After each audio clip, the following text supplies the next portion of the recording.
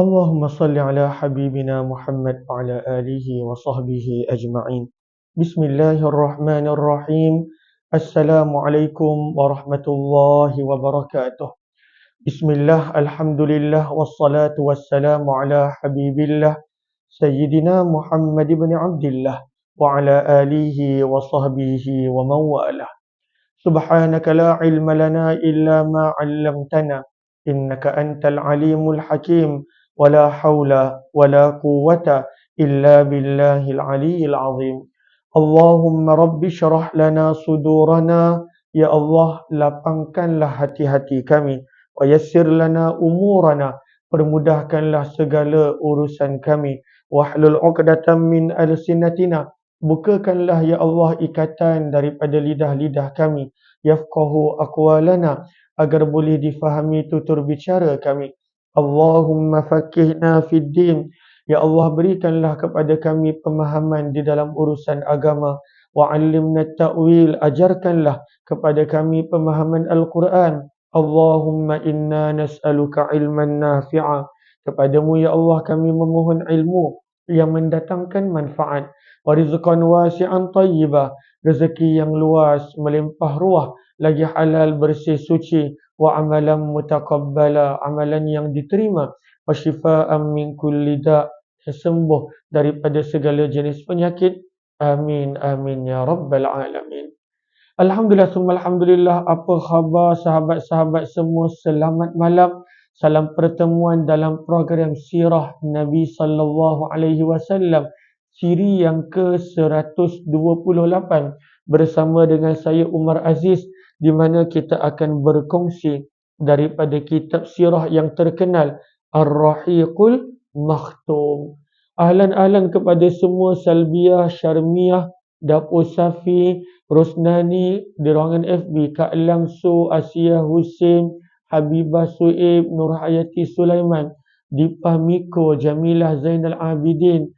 Ahlan-ahlan kepada semua. Jom kita sama-sama berkongsi seperti biasa setiap malam jam 11 malam kita nak mendengar, belajar tentang pengorbanan para sahabat Nabi sallallahu alaihi wasallam dan juga Nabi sallallahu alaihi wasallam dalam untuk mempertahankan agama, menyebarkan agama.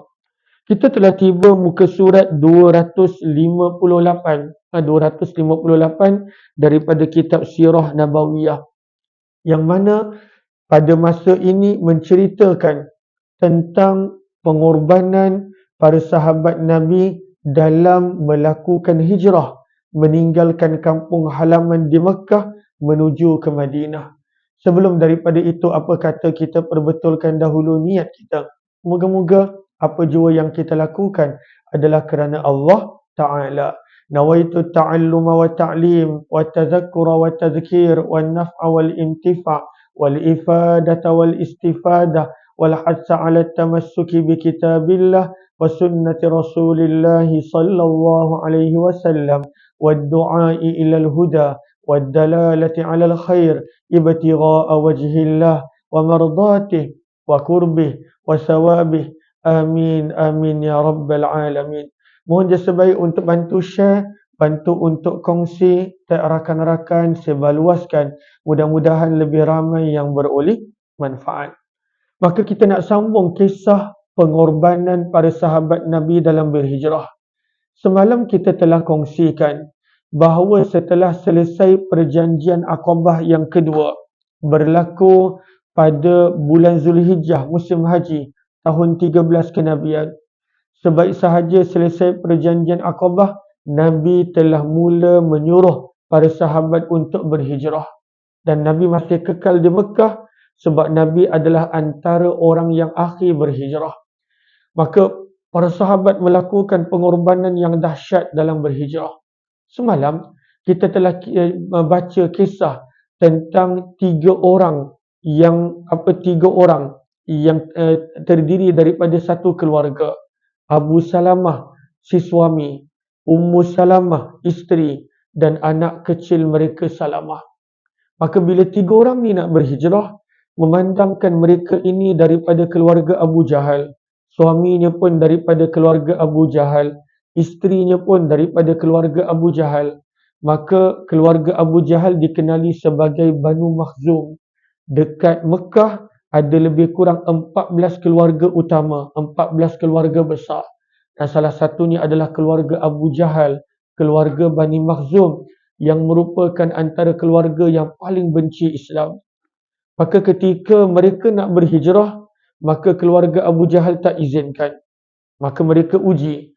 Maka mereka benarkan suami untuk hijrah seorang-seorang, isteri duduk dekat tempat lain dan anak kecil duduk dekat tempat lain.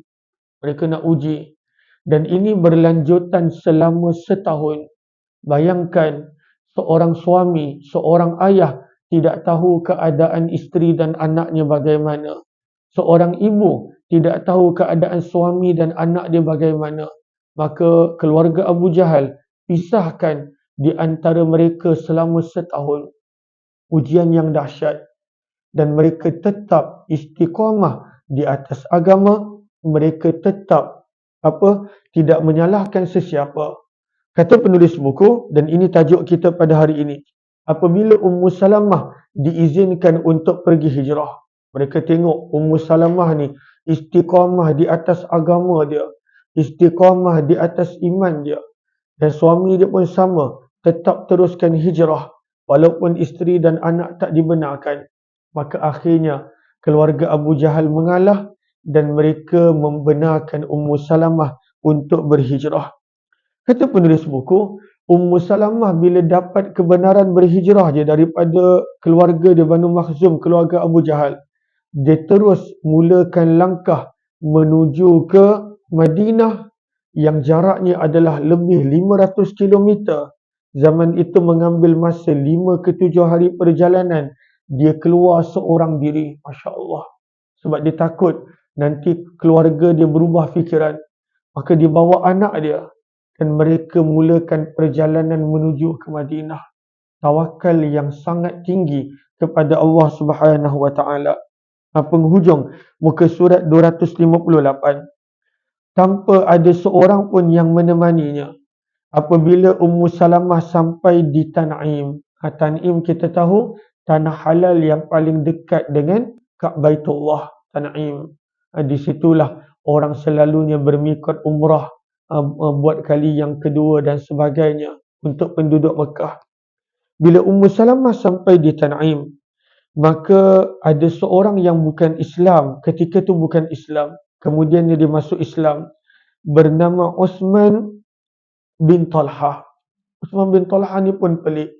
Seorang wanita dengan anak kecil menunggang unta bersendirian nak menuju ke Madinah. Jauh. Dia bukan macam zaman sekarang, naik flight dan sebagainya. Ini tunggang unta berdua dengan anak kecil merentasi hampir 500 km, mengambil masa 5 ke 7 hari. Maka ada seorang yang waktu tu bukan Islam, belum lagi Islam, Uthman bin Talha. Maka dia kesian tengok wanita ini, Ummu Salamah. Maka dia pun bantu mengiringi Ummu Salamah sampailah ke Quba. Daripada sini kita belajar, seseorang itu bila nekat melakukan sesuatu kebaikan, Allah akan menggerakkan manusia lain walaupun yang bukan Islam untuk menolong dan membantu. Kalaulah nekat, maka kalaulah kita nekat nak melakukan sesuatu kebaikan, Allah akan hantar bantuan, Allah akan hantar pertolongan. Sebagaimana Allah hantar walaupun orang yang bukan Islam, Uthman bin Talha, dia yang mengiringi, membawa memimpin unta yang ditunggangi oleh Ummu Salamah dan anak kecilnya sampai di Quba. Masya Allah.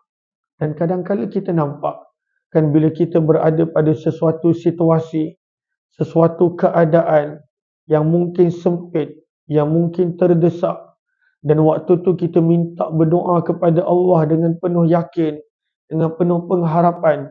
Kadang-kadang Allah ada je hantar seseorang untuk tolong dan bantu kita. Maka bila seseorang itu nekat untuk melakukan kebaikan, nekat untuk melakukan sesuatu, ataupun dia nekat minta kepada Allah bersungguh-sungguh dalam keadaan dia tahu tak ada siapa yang lain boleh tolong dia, maka kadang-kala Allah gerakkan hati hamba-hamba dia untuk menolong. Dalam kisah Ummu Salamah, orang yang bukan Islam, Allah gerakkan untuk menolong Ummu Salamah. Apabila telah sampai di Quba, maka Uthman bin Talhah memberitahu kepada Ummu Salamah, di kampung inilah suami kamu ada. Masuk kampung ni. Sebab dia bukan Islam. Maka dihantar sampai di Quba, dia kata masuklah ke Quba. Suami kamu berada di sini. Dan Uthman bin Talhah patah balik seorang-seorang menuju ke Mekah. Masya Allah, tabarakallah. Di sini bagaimana Allah menunjukkan cara bantuan Allah. Dekatnya Ummu Salamah, walaupun terpaksa berhijrah seorang diri di tengah keheningan padang pasir, lautan padang pasir, ambil masa 5 hari ke seminggu, tapi akhirnya Allah hantarkan seseorang untuk membantu Ummu Salamah radhiyallahu ta'ala anhu. Maka kita pun begini. Kadang-kala bila kita nak buat sesuatu kebaikan, nampak macam susah, nampak macam sukar. Tapi percayalah, bila kita yakin kepada Allah, Allah akan bantu. Allah akan bantu. Tidak ada apa-apa yang mustahil bagi Allah Subhanahu wa taala. Maka kisah yang pertama yang kita dengar tadi, bagaimana nak menunjukkan pengorbanan para sahabat untuk berhijrah walaupun keluarga mereka dihalang, walaupun mereka dipecah-pecahkan antara anak, isteri dan suami, mereka tetap meneruskan hijrah. Dan ini adalah kisah Ummu Salamah dan keluarganya. Kisah yang kedua, muka surat 259. Muka surat 259 masih lagi menggunakan kitab Sirah Nabawiyah. Mohon jasa baik sahabat-sahabat untuk bantu share, bantu untuk kongsi, tag rakan-rakan, sebarluaskan. Mudah-mudahan lebih ramai yang beroleh manfaat. Asia Hussein, Nurmawati, kemudian Syuhan Nizam, Jamilah, Safariyah, kemudian 35, Yasmin, Hariyati, dan juga Ruby. Ahlan-ahlan kepada semua. Maka kisah yang kedua tentang kisah seorang sahabat yang mana orang Quraisy beritahu kepadanya, kalaulah dia nak berhijrah, dia tak boleh bawa sebarang harta dia, walhal dia seorang yang kaya. Ambil air? Tak pernah air dalam jam. Okey, minta maaf. Wassalamualaikum Muhammad. Maka kisah yang kedua ini menunjukkan kisah seorang sahabat Nabi yang apabila dia nak berhijrah, orang Quraisy kata nak berhijrah boleh, nak ikut sangat Muhammad berhijrah boleh, harta kamu tak boleh bawa, harta kena bagi kami. Walhal dia seorang yang kaya, maka dia sanggup bagi semua hartanya asalkan dia boleh berhijrah. Allahu Akbar. Dahsyat para sahabat. Zaman kita kadang-kala terbalik.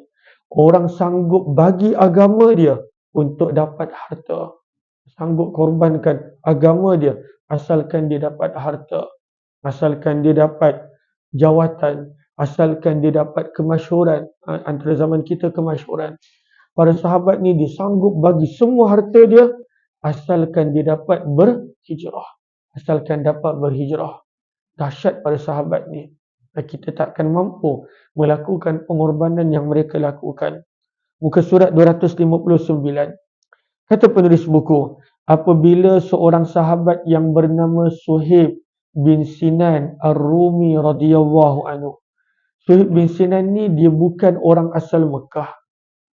Dia bukan orang asal Mekah.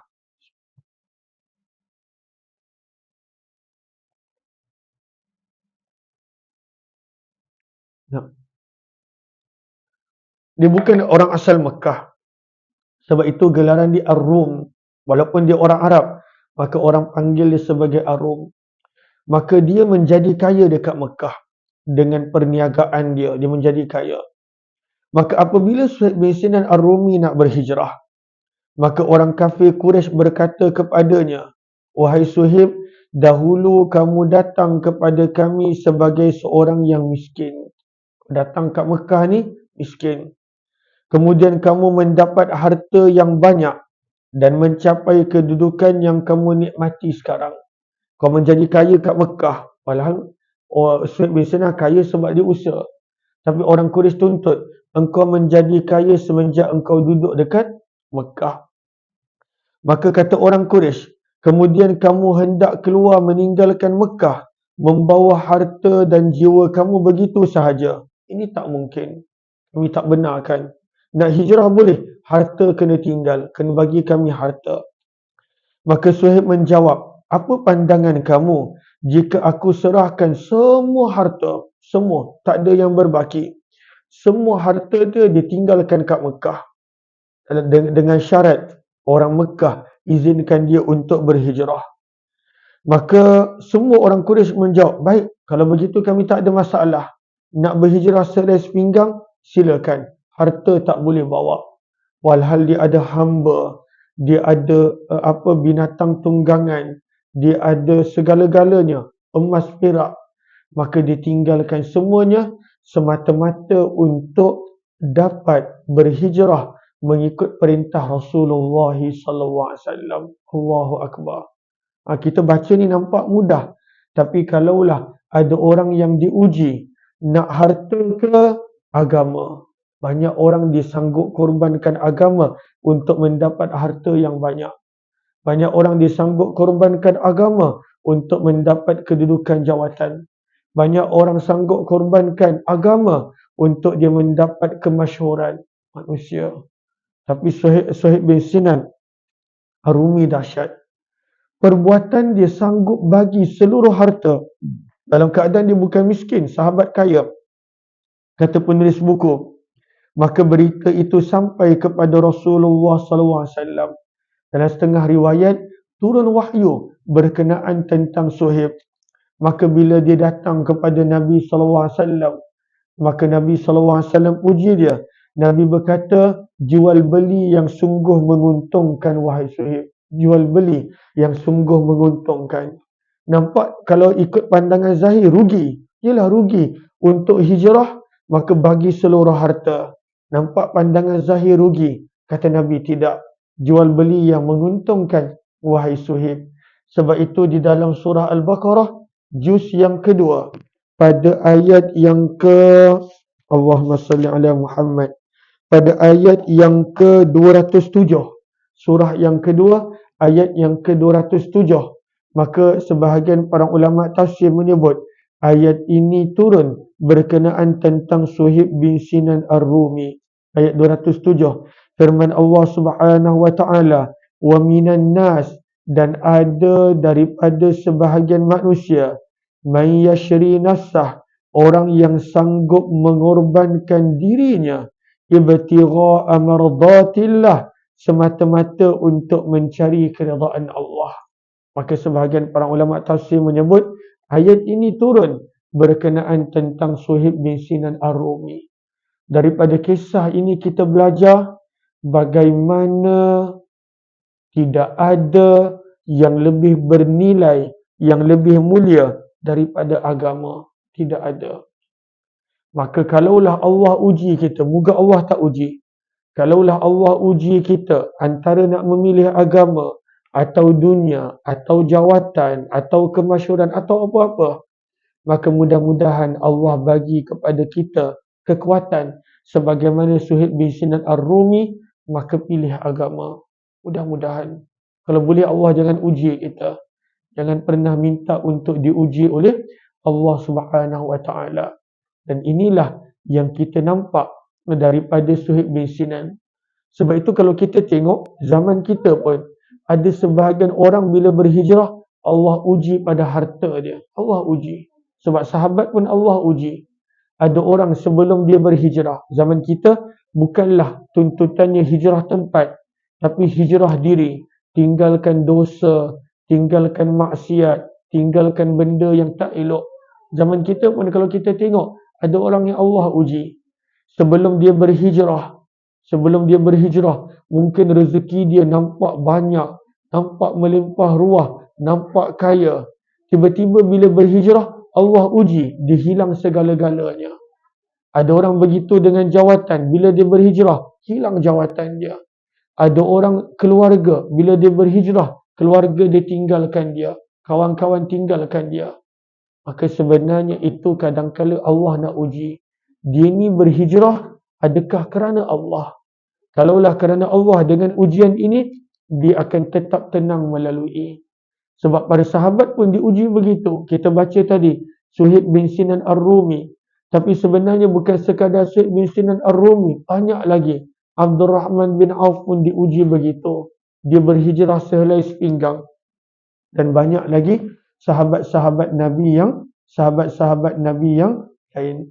Maka ini adalah kisah Suhaib bin Sinan Ar-Rumi radhiyallahu taala anhu, bagaimana bila dia nak berhijrah, maka Allah uji dia tak boleh bawa harta dia. Maka bila dia nak berhijrah, orang Quraisy tak izinkan dia kecuali dia tinggalkan seluruh harta dia. Maka kita telah baca kisah tentang Ummu Salamah dan keluarganya. Bagaimana ujian mereka dalam berhijrah, dipisah-pisahkan antara keluarga. Dan mereka terpisah selama setahun lamanya. Pun mereka tetap berhijrah. Kita juga telah baca tentang Suhaib bin Sinan Ar-Rumi. Ujian dia adalah pada harta. Kisah yang berikut ini adalah kisah tentang 3 orang kawan baik. 3 orang kawan baik. Yang mana mereka merancang untuk hijrah sekali. Namun Allah uji. Ketika mana tiba waktu berhijrah, ada seorang ni tak dapat berhijrah. Maka berhijrahlah 2 orang.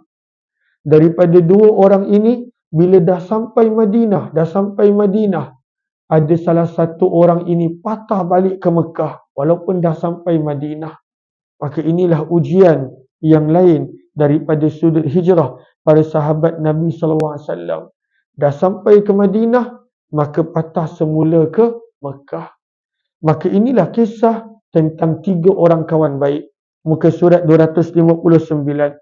Kata penulis buku rahimahullah, maka ada 3 orang kawan baik. Umar bin Khattab, orang yang pertama.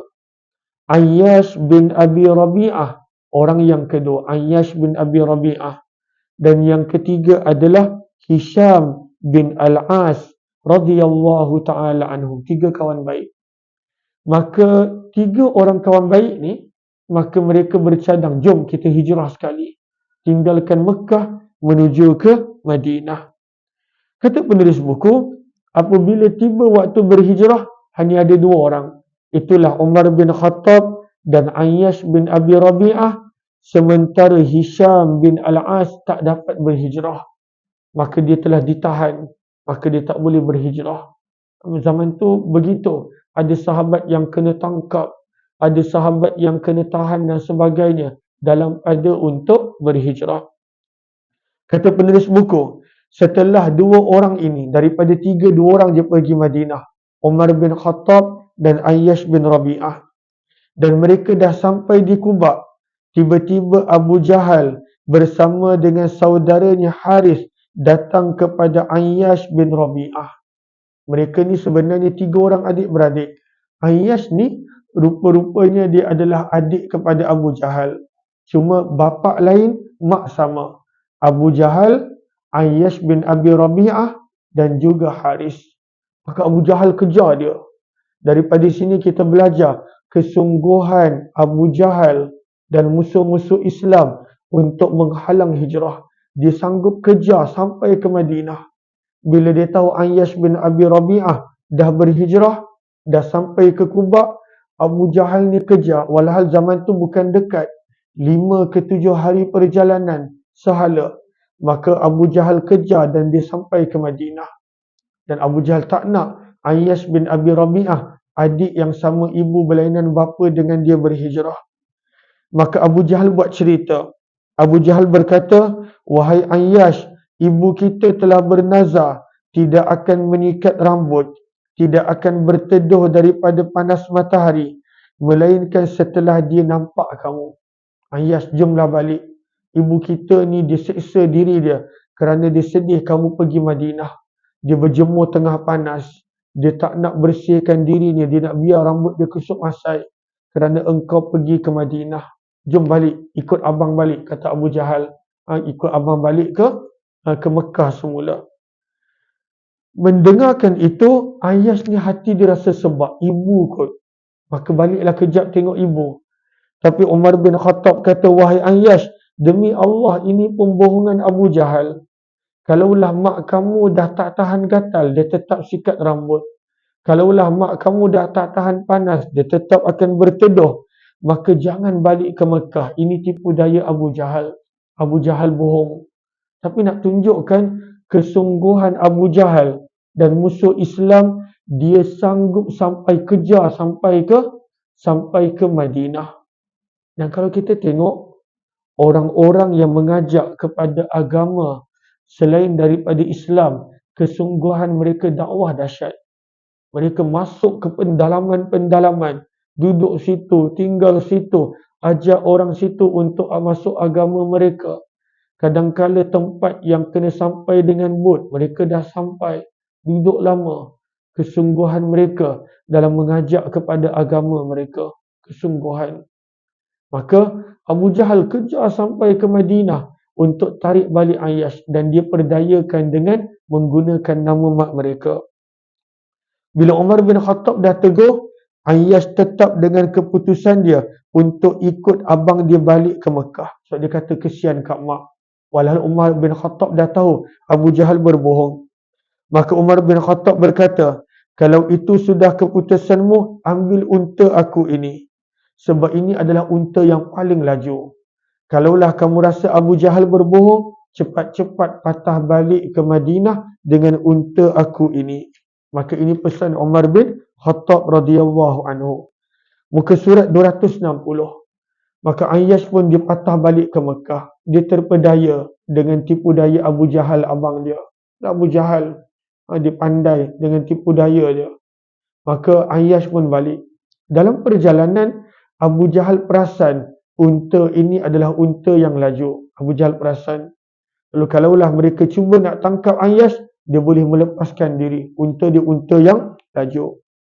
Maka Abu Jahal pun berkata kepada Ayyash, wahai adikku, demi Allah, untaku ini sudah menanggung yang berat. Boleh tak kita kongsi unta? Jahat Abu Jahal. Boleh tak kita kongsi unta? Unta aku ni dah letih, datang daripada Mekah tadi. Maka biarlah dia berjalan, kita kongsi unta. Satu unta 2 orang.